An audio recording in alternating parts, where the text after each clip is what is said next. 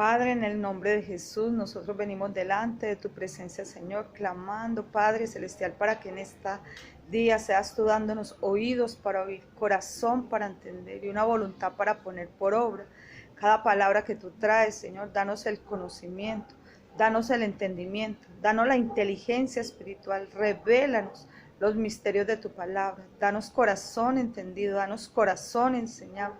Abre nuestros ojos, Padre, para poder ver y entender lo que tu palabra nos quiere enseñar.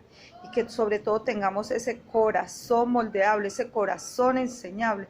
Y que tu palabra haya cabida en nosotros. Te pido que tú me uses, Señor.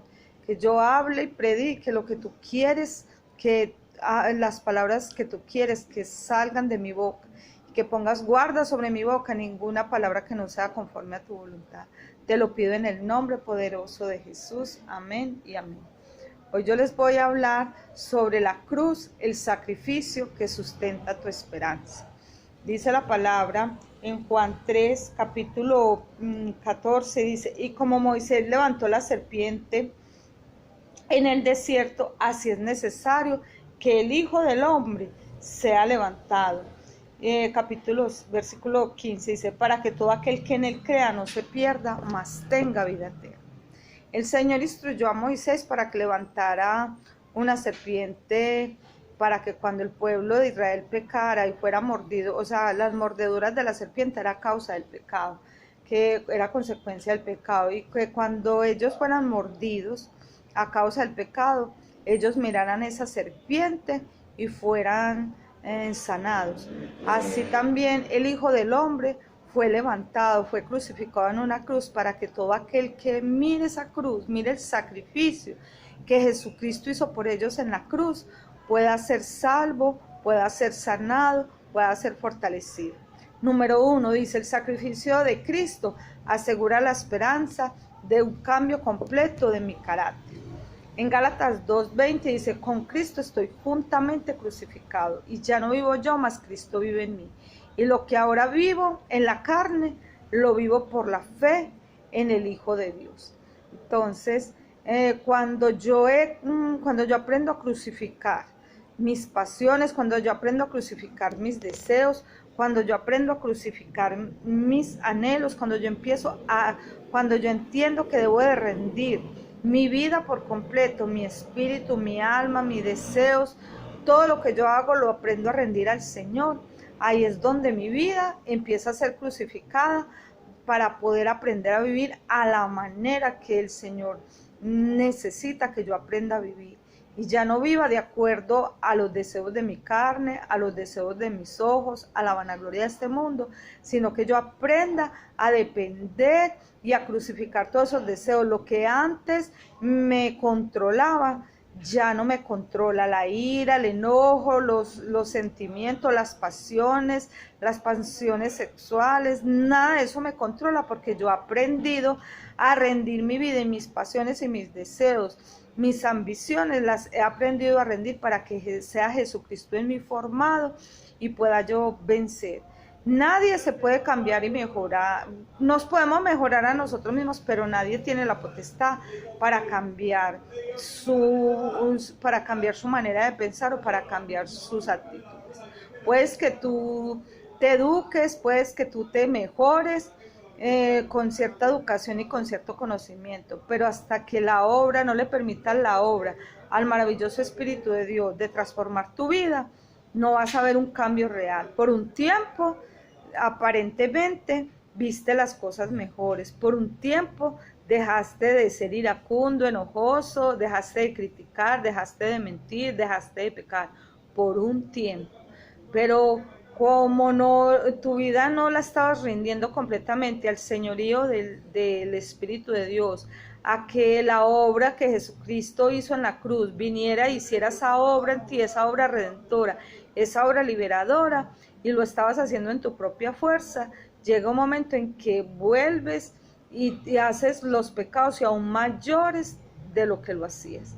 Porque la obra del Espíritu de Dios, el que puede venir a transformar la mente, el corazón de una persona. Como te digo, nadie tiene la potestad para dejar un pecado, nadie tiene la potestad, viene de Dios. El deseo de no volver a esa vida pecaminosa solamente depende del Espíritu Santo de Dios. Dice en el número 2, dice, el sacrificio de Jesucristo asegura la esperanza causada por mi propio sacrificio. Mateo 16, 24, 25 dice, entonces Jesús dijo a sus discípulos, si alguno quiere venir en pos de mí, niéguese a sí mismo, tome su cruz y sígame, porque todo el que quiere salvar su vida la perderá, y todo el que pierde su vida por mi causa la hallará. Pero nosotros predicamos a Cristo crucificado, ciertamente para algunos tropezadero y para los gentiles locura, pero para los que creemos poder de Dios. O sea, la cruz para los que nosotros creemos es poder de Dios. Como te decía, si tú no aprendes a sacrificar tu vida, a negarte a ti mismo, a negar el hacer tu propia voluntad y empezar a hacer la voluntad de lo que Dios demanda en su palabra, de lo que su palabra dice que el que ama su vida la perderá. Mucha gente dice, ama sus propios sueños, ama sus propios deseos, ama sus propios anhelos, pero nunca se ha ocupado en entender cuál es la voluntad de Dios en cada una de las áreas de su vida. Y cree que yo no voy a ser esclavo ni de una religión, ni voy a ser esclavo de una palabra, ni voy a ser esclavo de ninguna iglesia. Pero son esclavos del pecado, son esclavos de sus propios deleites, son esclavos de sus propias ambiciones, son esclavos de un trabajo, son esclavos de una profesión, son esclavos de una relación amorosa y se creen libres. Y la única libertad que el ser humano tiene es cuando conoce a Cristo, conoce la obra que Jesucristo hizo y puede hallar la liberación en todas las áreas de su vida. Entonces dice que si no aprende a negar su vida, la perderá. Y la verdad es que el fin y el propósito de nosotros en esta tierra es que nosotros hallemos la vida eterna para salvación. Al fin de la faena, al fin de cuando todo se acabe, como dice la palabra, necio, si hoy vienen a pedir tu alma, ¿de quién será todo lo que has provisto? Conozco muchas personas que se han dedicado y gastado todas sus fuerzas, todas sus energías, no han disfrutado la vida, no han disfrutado del amor, no han disfrutado del descanso, no han disfrutado de los hijos, no han disfrutado de nada por acumular riquezas o bienes o cosas materiales. Y la verdad que, como les digo, al final de la faena, cuando les llegó el día de partir de esta tierra, el que disfrutó lo que ellos trabajaron y se sacrificaron fue otro o otras. Y ellos no pudieron llevarse nada de lo que acumularon o del afán que tuvieron por conquistar o conseguir cosas, no se pudieron nada llevar en el cajón. Número 3 dice, el sacrificio de Jesucristo asegura la esperanza de heredar las promesas de Dios. Dice, anulando el acta de los decretos que había contra nosotros que nos era contraria, quitándola de en medio de la cruz y clavándola en la cruz, despojando a los principados y las potestades, los exhibió públicamente, triunfando sobre ellos. Así que, hermanos, teniendo libertad para entrar en el lugar santísimo por la sangre de Jesucristo, por el camino nuevo y vivo que Él nos abrió a través del velo, esto es de su carne. Los principales opositores del ser humano, cuando nos determinamos a agradar a Dios, los principales muchas veces son nuestros propios familiares. También el diablo se te va a oponer. El diablo se te va a poner y sus demonios se te va a poner cuando tú te determinas a creer que por las heridas de Jesús tú vas a ser sanado. El enemigo se te va a poner cuando tú te determinas a creer que mi Dios te va a suplir todo lo que a ti te falta en este tiempo conforme a sus riquezas en gloria. El enemigo se te va a poner cuando tú empiezas a creer por una mejor calidad de vida, por una mejor relaciones interpersonales con tus seres queridos. El enemigo se te va a venir a oponer para que tú no creas y te va a traer todos los acontecimientos contrarios de lo que tú estás creyendo para que robarte el ánimo y la esperanza. Pero es el Espíritu Santo quien nos va a revelar esa esperanza por medio de lo que Dios nos ha provisto en esa cruz. Y en esa cruz tenemos la seguridad de nosotros heredar todas las promesas.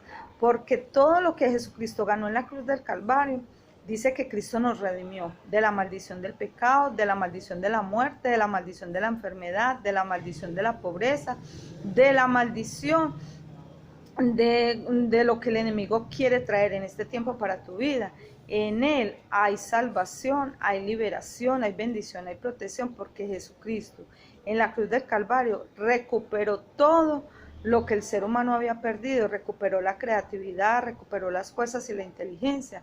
Y en Cristo, cuando tú pones la mirada en Él, cuando tú ves y valoras el poder de esa sangre, puedes ser sanado del peor dictamen que el médico te haya dado. Conozco personas que por aferrarse a la promesa que por las heridas de Jesús ellos ya fueron sanados, fueron capaces de vencer una enfermedad terminal. Pero también conozco otras personas que en esa misma situación dijeron, pero ¿cómo?